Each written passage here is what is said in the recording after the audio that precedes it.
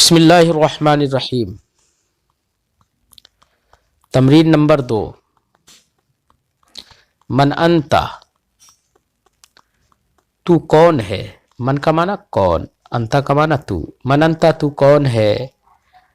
جواب میں ہے انا مسلمن، میں مسلمان ہوں۔ انا کا معنی میں، تو انتا اور انا یہ دونوں ضمیر ہیں۔ انتا یہ حاضر کی ضمیر ہے اور انا یہ متکلم کی ضمیر ہے، واحد متکلم کی۔ حل انت طیب، کیا تم اچھے ہو؟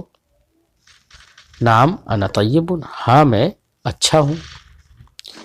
ایو شغل خیر عندک، ایو شغل، لفظ ایو کا معنی کون سا، تو کون سا معنی ہوتا ہے اردو میں کون سا۔ ایو شغل کون سا کام، تو لفظ ایو جو ہے یہ بھی مضاف ہوتا ہے اور اس کے بعد جو بھی لفظ آتا ہے نا وہ مضاف الیہ ہونے کی وجہ سے وہ بھی مجرور ہوتا ہے، یعنی اس پر بھی زیر ہی آتا ہے۔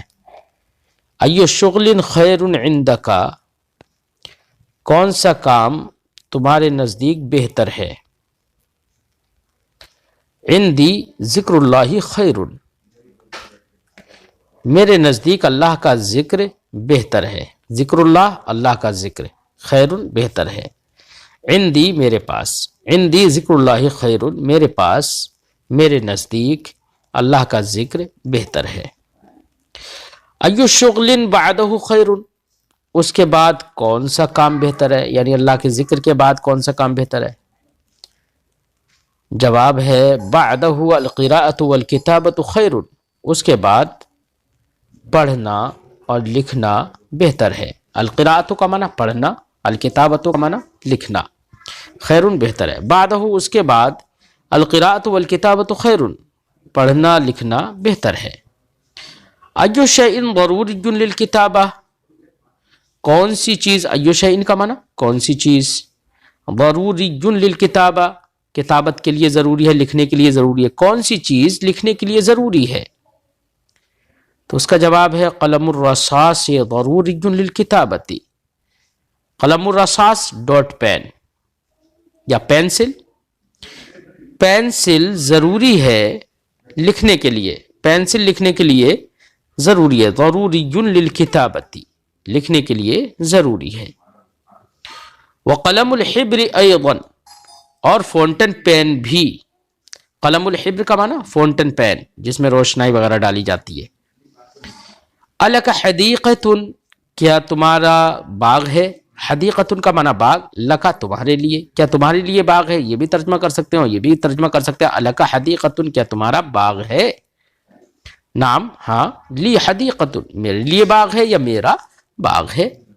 ما فی الحدیقۃ، باغ میں کیا ہے۔ فی الحدیقۃ کثیر من الشجر والزہر والفاکہہ، باغ میں، فی الحدیقۃ باغ میں، کثیر من الشجر بہت درخت ہیں، والزہر اور بہت سارے پھول ہیں، والفاکہہ اور میوے ہیں۔ فاکہہ کا معنی میوہ۔ فی الحدیقۃ کثیر من الشجر والزہر والفاکہہ، باغ میں بہت درخت، پھول، پھل ہیں۔ ومن الفاکہۃ رمان وتین وعنب وتفاح وبرتقال وموز، اور میووں سے انار ہے، رمان کا معنی انار، وتین اور انجیر ہے، تین کا معنی انجیر، وعنب اور انگور ہے، وتفاح اور سیب ہے، وبرتقال اور سنترا ہے، وموز اور کیلا ہے۔ تو یہ سب پھلوں کے نام ہیں، یاد کر لیجئے گا۔ فی فصل الصیف الرمان والبرتقال والتفاح مفید، فصل الصیف کا معنی ہوتا ہے بیٹا، صیف کا معنی گرمی، فصل الصیف فصل کا معنی موسم، فصل الصیف گرمی کا موسم، فی کا معنی میں، فی فصل الصیف گرمی کے موسم میں، الرمان انار، والبرتقال اور سنترا، والتفاح اور سیب، مفید فائدہ مند ہے۔ گرمی کے موسم میں انار، سنترا اور سیب مفید ہے، فائدے مند ہے۔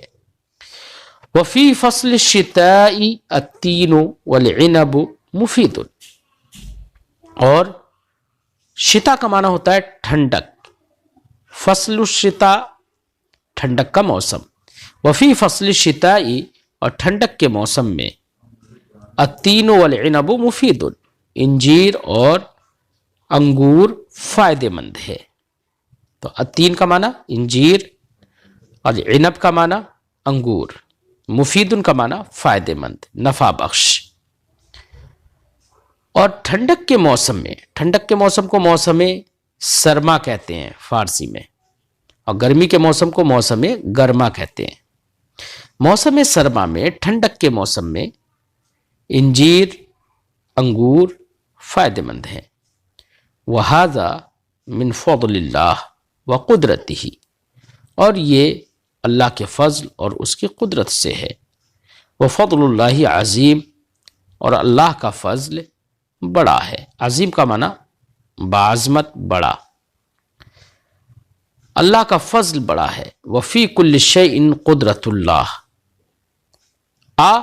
کا معنی کیا، افی کل شیء، کیا ہر چیز میں، شے کا معنی چیز، فی کل شیء ہر چیز میں، اب فی کل شیء کیا ہر چیز میں، قدرت اللہ اللہ کی قدرت ہے۔